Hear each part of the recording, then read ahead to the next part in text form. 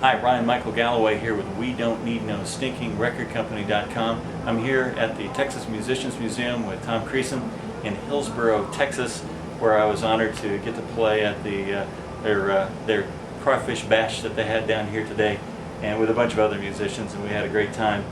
But in the meantime, got fascinated with a look at the museum itself, and some really cool stuff here.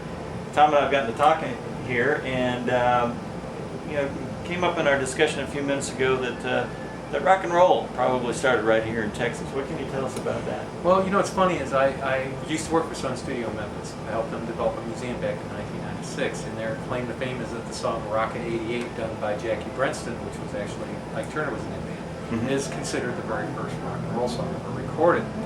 Now, Ever recorded? Yes, okay. And most historians will agree on that. But we've dug up some things here in Texas that really kind of equate to the fact that the roots actually started here in Texas. Because in 1947, the song Good Rockin' Tonight was written on Galveston Island. And then what happened in 1949, a literally unknown artist named Gory Carter recorded a song on the Freedom label out of Houston. It was called Rock-A-While. Now, the reason most historians probably overlooked this was because when you play the song, he was heavily influenced by T-Bone Walker, who had kind of a jazzy blues feel. He liked to do little instrumental intros into his songs.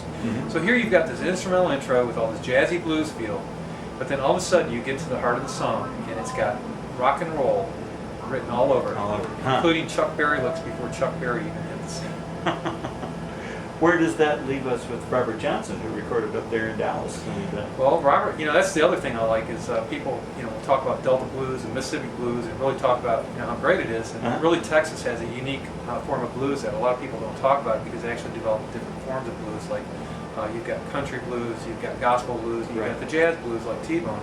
And what I find really interesting is the person who is considered the godfather of Delta blues or Mississippi blues actually had to come here to Texas to make his famous recordings. So Texas is a special place. Still in the heart of it, isn't it? and as I like to refer to it, we figured out why it's all happening here because this is the center of the musical universe. And right here is Ground Zero at Hillsboro, Texas at the Texas Musicians Museum. I'm Ryan Michael Galloway here with Tom Creason, and I'm, of course, with We Don't Need No Stinking Record Company.com. Thanks.